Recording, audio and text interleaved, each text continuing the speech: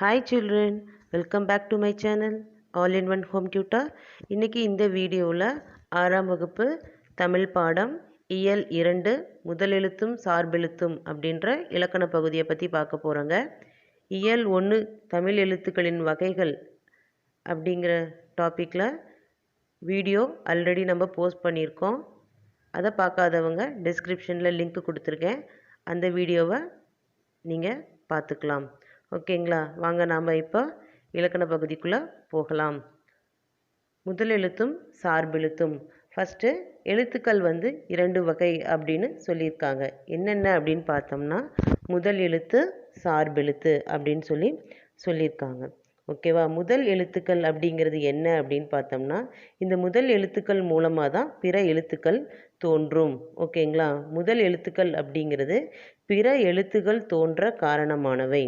உயிரெழுத்துக்கள் 12, மெய்யெழுத்துக்கள் 18, மொத்தம் 30 எழுத்துக்கள் இருக்குது இல்லைங்களா. இந்த 30 எழுத்துக்களை தான் நம்ம முதல் எழுத்துக்கள் அப்படின்னு சொல்கிறோம். முதல் எழுத்துக்கள் மொத்தம் எத்தனை அப்படின்னு ஒரு கொஷின் கேட்டாங்க அப்படின்னா 30 எழுத்துக்கள் அப்படின்னு சொல்லணும். எப்படி 30 எழுத்துக்கள் வந்தது? உயிரெழுத்துக்கள் 12, மெய்யெழுத்துக்கள் 18, இரண்டும் சேர்ந்து தான் 30 எழுத்துக்கள் வந்தது. ஓகேங்களா. அடுத்து சார்பெழுத்துக்கள் பற்றி பார்க்க போகிறோங்க. சார்பெழுத்துக்கள் அப்படிங்கிறது 10 வகைப்படும். சார்பெழுத்துக்கள் 10 வகைப்படும். அது என்னென்னு பார்த்தோம்னா உயிர்மெய், ஆயுதம், உயிரெழபடை, ஒற்றெழபடை, குற்றிய லிகரம், குற்றிய லுகரம், ஐகார குறுக்கம், ஔகார குறுக்கம், மகர குறுக்கம், ஆயுத குறுக்கம். இது 4ம் குறுக்கம். ஓகேங்களா. குறுக்கங்கள் எத்தனை வகைப்படும் அப்படின்னு கேட்டாங்கன்னா 4 வகைப்படும். ஓகேங்களா.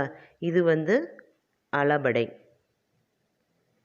ஓகேங்களா. அளபடைகள் எத்தனை வகைப்படும் அப்படின்னு கேட்டாங்கன்னா 2 வகைப்படும். One more time சொல்லலாங்களா. சார்பெழுத்துக்கள் 10 வகைப்படும். என்னென்னு பார்த்தோம்னா உயிர்மெய், ஆயுதம், உயிரெழபடை, ஒற்றெழபடை, குற்றிய லிகரம், குற்றிய லுகரம், ஐகார குறுக்கம், ஔகார குறுக்கம், மகர குறுக்கம், ஆயுத குறுக்கம்.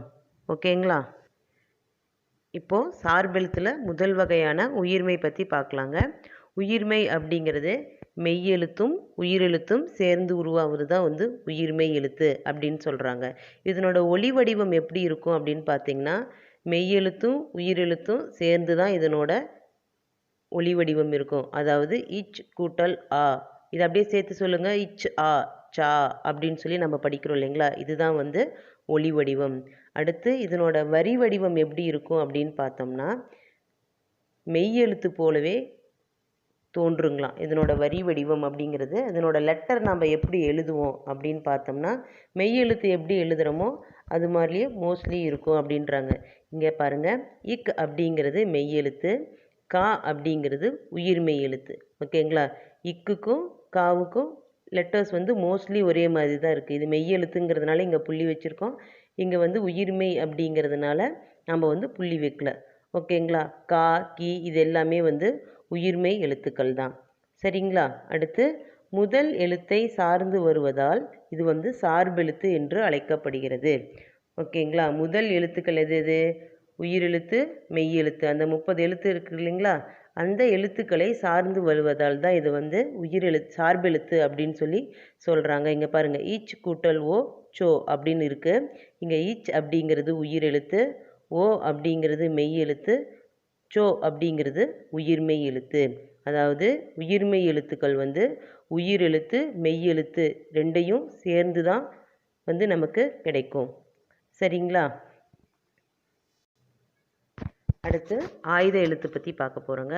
ஆயுத எழுத்து அப்படிங்கிறது நாம் அவ்வுக்கு அப்புறம் எழுதுவோம் இல்லைங்களா. ஆயுத எழுத்து அக்கு, இதுதான் ஆயுத எழுத்து அப்படின்னு சொல்லுவோம். ஓகேங்களா. இதுக்கு 3 புள்ளியை கொண்டுள்ளது. இதுக்கு தனித்த வடிவம் இருக்குது. இது உயிர் எழுத்து மாதிரி இருக்காது, மெய் எழுத்து மாதிரி இருக்காது. ஆமாதாங்களே, இது தனித்த வடிவம் கொண்டது. இது 3 புள்ளி இருக்கிறதுனால இதனோட வேறு பெயர்கள் என்னென்ன அப்படின்னு பார்த்தோம்னா முப்புள்ளி, முப்பாற்புள்ளி, தனிநிலை. இது ஆயுத எழுத்தோட வேறு பெயர்கள் எது எது அப்படின்னு கேட்டோம்னா முப்புள்ளி, முப்பாற்புள்ளி, தனிநிலை இதனோட வேறு பெயர்கள், ஆயுத எழுத்தோட வேறு பெயர்கள். இதுக்கு தனித்துவமான நுட்பமான ஒலிப்பு முறை நம்ம தமிழ் லெட்டர்ஸ்லேயே இருக்குது.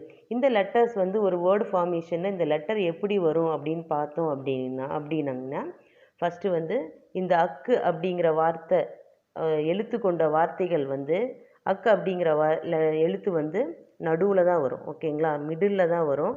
இந்த அக்குக்கு முன்னாடி லெட்டர் வந்து குறிலாகவும் அக்குக்கு அடுத்த லெட்டர் வந்து வல்லின எழுத்தாகவும் வரும். அக்கு கொண்ட வார்த்தை வந்து 3 எழுத்து கொண்ட வார்த்தைகள் தான் மோஸ்ட்லி வரும். ஓகேங்களா, அக்கு அப்படிங்கிறது நடு எழுத்தாக வரும். முதல் எழுத்து குறிலாகவும் கடைசி எழுத்து வல்லின எழுத்தாகவும் வரும். பாருங்கள், எடுத்துக்காட்டு பாருங்கள். எக்கு அப்படிங்கிற வார்த்தை கொடுத்துருக்கோம். ஏ அப்படிங்கிறது குறில், அக் அப்படிங்கிறது நடுவில் வந்திருக்கு, கு அப்படிங்கிறது வல்லின எழுத்து. ஓகேங்களா, மோஸ்ட்லி அக்கு அப்படிங்கிற லெட்டர் வந்துட்டாவே அது வந்து 3 லெட்டர் வேர்டாக தான் வருங்க. முதல் எழுத்து குறில், மிடில் வந்து அக்கு வரும், லாஸ்ட்டாக வந்து குறில் வரும். ஓகேங்களா, இந்த எழுத்தும் வந்து முதல் எழுத்துக்களை சார்ந்து வருவதால் சார்பெழுத்து என்று அழைக்கப்படுகிறது.